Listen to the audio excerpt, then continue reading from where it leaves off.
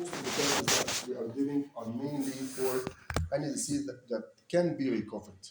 If this disease is, in a way, unrecoverable, it's nonsense that you are giving that kind of intervention. During all of this, especially at the end, at the final stages, the spiritual care services are really, really important, and we're going to be speaking about that with the chapter. Right. This is according to NICE guidelines. What are the clinical evidence profile or the diagnostic performance of predictors of mortality? So they are a kind of predictors for you for mortality.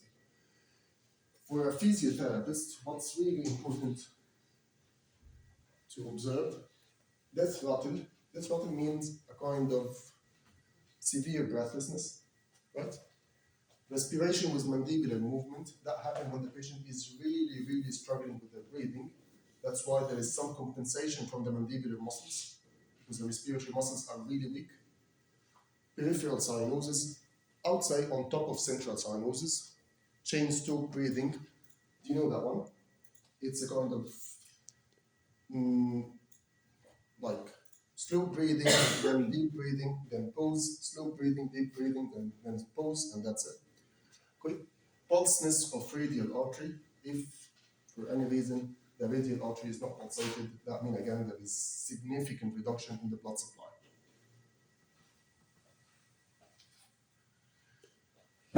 Usually, for the respiratory patients, if you are speaking about the respiratory patient, what are the lines of care?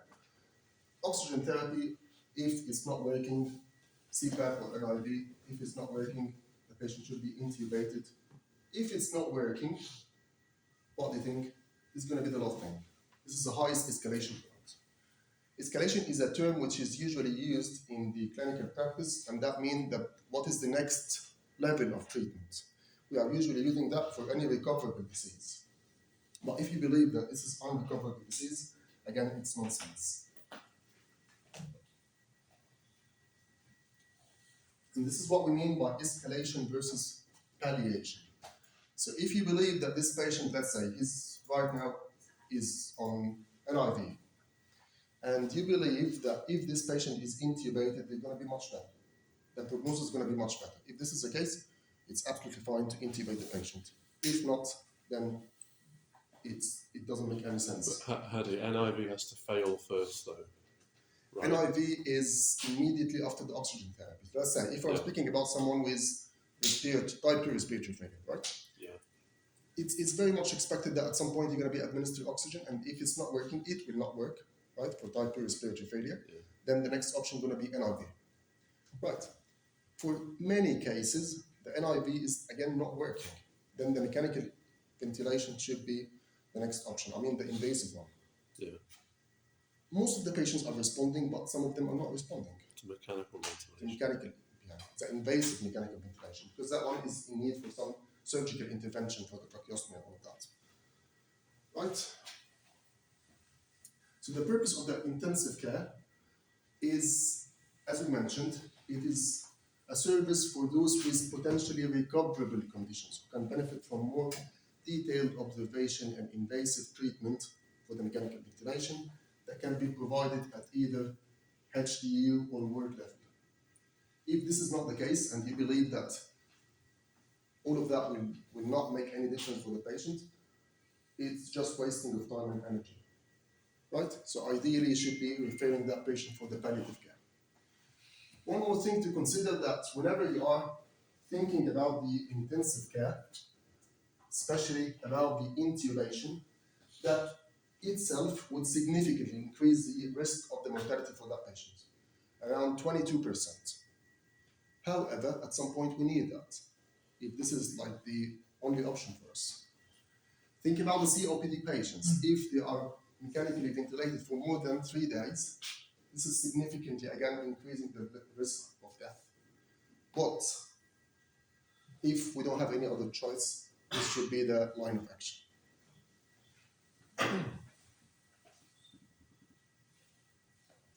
Right? Think about a different scenario. If someone is having MND, do you think, even without reading that, do you think that if someone is having MND and their respiratory function is really deteriorating, right?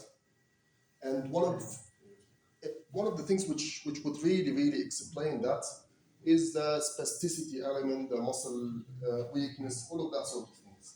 So do you think that the CPR at some point going to be helpful for that patient? No, No, because it's not a mechanical problem of Absolutely. the heart. absolutely. It's a neurological. That's why CPR is usually not good for motor neuron disease. However, that doesn't mean by any way that we are stopping the treatment for those cases. If we believe that they are in need for respiratory management, we are absolutely doing that till the very end. Okay? Not having CPR doesn't mean by any way that you are stopping treatment. This is what I mean. Okay?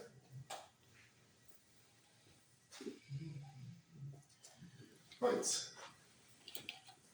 Can we briefly, just because I'm mindful of time, to be honest, what do you think about that question? What do you think the physiotherapist can be contributing to that? Would you scan that, please, and let me know?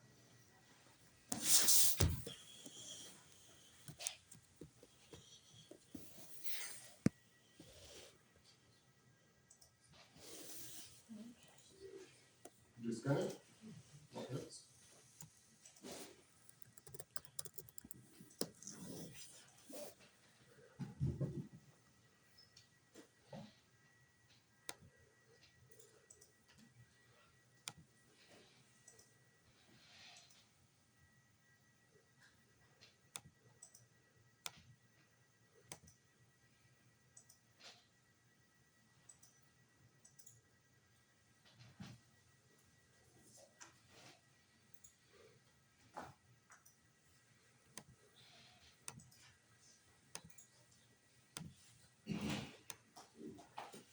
Right.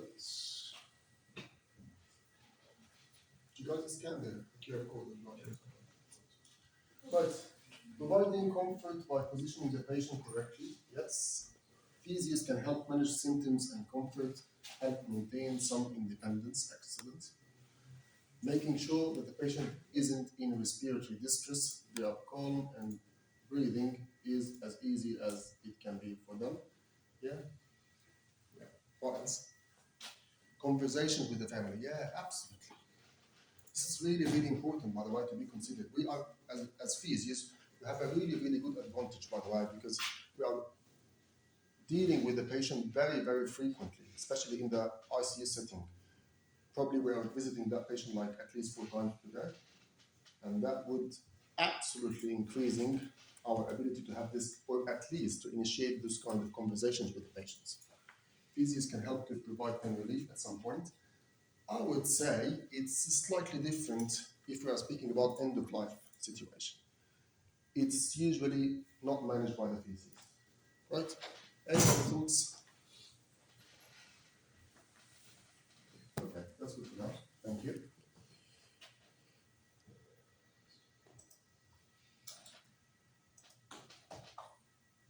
So yeah, all of that is absolutely right. I just want to focus on one of these comments, which is about the conversations, initiation of the conversations. This is really important. Sometimes the physios, as we mentioned, have this advantage of having this kind of constant communication with the patient, which would facilitate the whole thing. Physiotherapists become excellent communicators, and as such, we can help with providing clear, open, and honest communication to aid shared decision making.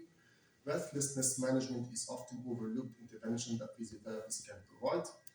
Dyspnea management due to their respiratory depressant effect can also be supported. However, what do you think about the usual treatment for the breathlessness and dyspnea in the end of life? So if the patient are really grappling with their breathlessness, we are using those kind of techniques. Do you think that this is the case? Sometimes patients in that state of life, they're not alerted enough to be able to provide them with that education about breathing. In a way, yeah. But I mean, breathlessness is usually very associated with the pain, discomfort, all of that. You agree with that? So ideally, during the end of life stage, we are providing some sort of sedation, opioids, all of that sort of things. We are not doing outside traditional stuff. If you get on. Okay. Sometimes we are offering some palliative oxygen as well. Ideally, this should be a concept and rule in the clinical practice. Oxygen should not be delivered for anyone who is not having hypoxemia. This is the only exception, right? So if you believe that the patient is not having hypoxemia, it's just breathlessness, absolutely not. Okay, oxygen is toxic. The patient might be just dying because of the overdose of oxygen, by the way, right? So ideally, we shouldn't be doing that. This is the only exception. Oxygen can be delivered as a palliative care.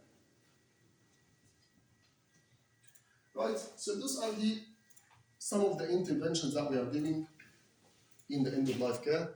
Positioning, fan therapy, oxygen therapy, breathing control, square breathing, pacing, blow as you go, KCBT, PEEP, suction, manual technique, cough assist, all of that sort of things.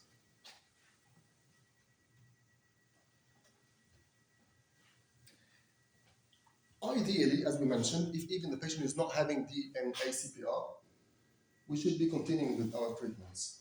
However, some patients might not be happy with that, especially when it comes to the secretion clearance. It's a bit tiring for the patient. It's a bit leading to some sort of fatigue. Some patients are not happy with that. That's why they might choose to quit all of this. And you should be respecting the patient choice. Ideally, that shouldn't be the case. But with end-of-life situation, yeah, that might be the case.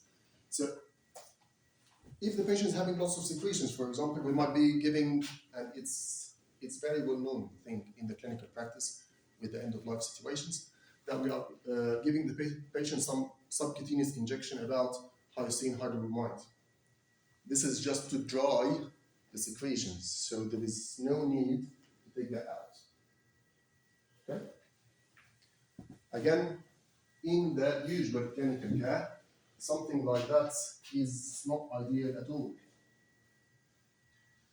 So, do our patients have goals and wishes with regards to mobility? Yeah, if they still need to be mobilized, to be getting out of the bed, all of that sort of things, you have again to respect that as much as you can, if this is possible. So, if the patient is willing and really need to get out of the bed, let's say to go to the toilet, to keep their dignity and all of that sort of things, it's absolutely fine and understandable. However, at some point you will not be able to do it. So if you can do it, absolutely help the patient with it. Right? OTs might be helping us with that, by the way. So just very briefly, something like that, did you ever seen something like that in the clinical practice, I mean the placement? Yeah, you share that with us. Yeah, so obviously my former role, I've looked after individuals who we've withdrawn treatment on. Been known families, also provided life after death care to patients, so washing them, getting them ready to go to the mortuary, being there with families and giving them like bereavement advice, where to go and stuff like that. So. And at that time, the physios were involved in that? Not really. Not really. Not really. Yeah, that's what I mean. Thanks, Alex. Yeah, thank you very much for that. Any other experience? Yeah.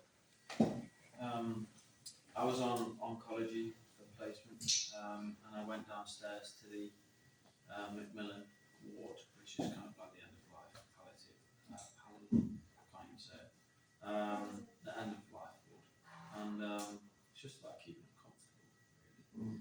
9 times out of 10, they're probably not going to want to do anything with you, but yeah, just keeping them comfortable and chatting. Yeah, thank you. Any other experience? And again, what was the rule? Sorry, again, what was the rule of the physios at that time? Honestly, just keeping them comfortable, positioning, getting stuff for them if they want it, and if they do want to get out, getting out with them and mobilising. But Just to add to what Russ was saying as well, I never knew physios being involved in like difficult conversations as a concept. That's quite new to me. Ideally, it should be. Ideally, it should be. Yeah.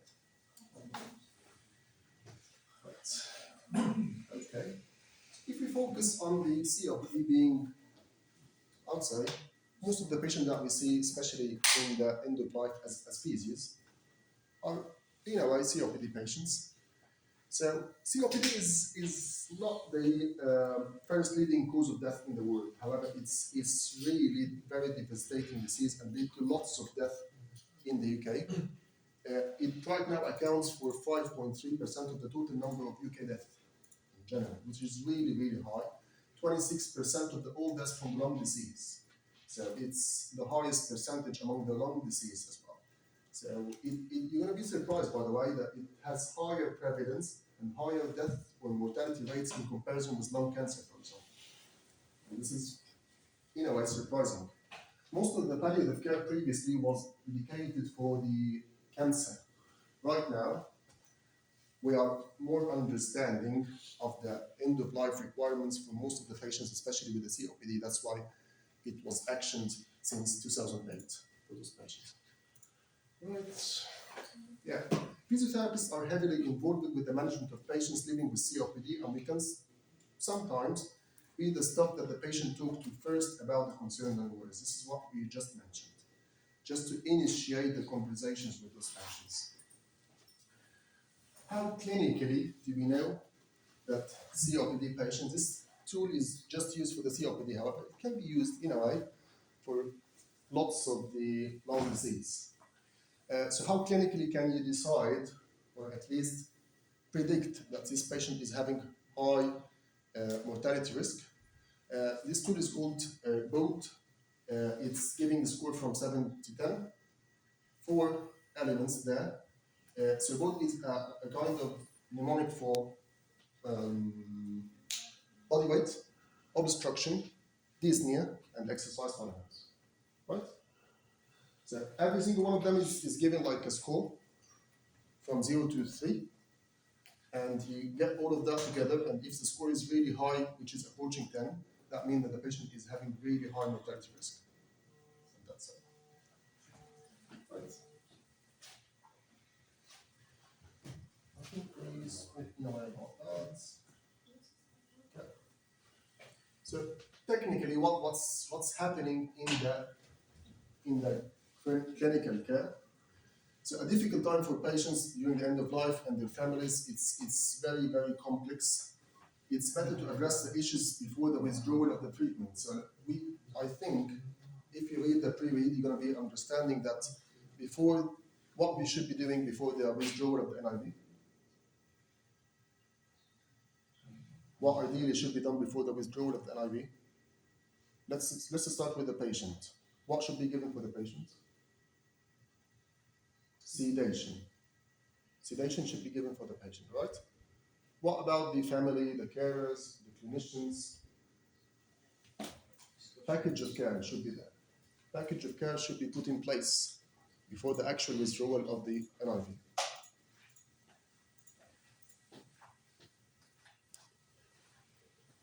Who might be involved in the decision making? I would say every single person in the MDT, in addition to the family and carers, if we can do that. The patient absolutely is one of the, I would say, is the main thing, if they are able to give a decision for that. Who needs to know? Again, the person who might be really involved in the decision making for that patient, the LPA. Where might the death take place? It's according to the patient preference. Some patients might be preferring to die in, I would say, in a supervised environment, and others might be preferring to do that at home. So it all depends on the patient preference. How long something like that might be taking, ideally, should be as fast as we can. So if you're giving enough sedation, let's say withdrawing the NIV mask, that should be happening within an hour. Right? Who might be present and what might be needed? Ideally, again, the family members should be invited for that moment. It's really important for them to be invited for that moment. Okay? The chapel team, again, especially if we're speaking about the hospital settings, ideally, they are very involved in that. Okay? So the main focus for that is to provide a peaceful and comfortable environment for the patient we are, according to evidence, by the way, it's not something confirmed, but most of the evidence is supporting that hearing is thought to be the last sense to go. So the patient is expected to be hearing what they are saying for him.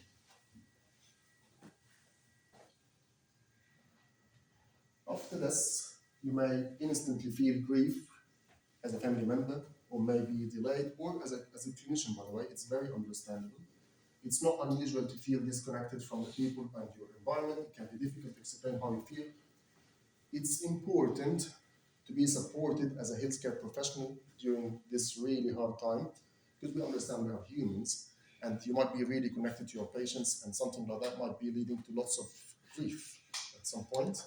So it's absolutely fine not to be okay, but you should be explicitly mentioning that, to be supported in a way. We're going to be discussing the withdrawal of NIV, so I'm going to be skipping that. Just a point for the assessment, to take you out of this. For the assessment, the case of Charlie, again, check how this is fitting with the end of life discussions, because at some point you're going to realize that this is an end of life case. Think about ideally what should be the communications, how the physiotherapist can be supporting, what are the considerations that should be put in place before the actual withdrawal of the NIV. Okay? And all of that was mentioned in a way. And that's it. Any questions? No? Right. So yeah, all yours, guys. Thank you. Beside you.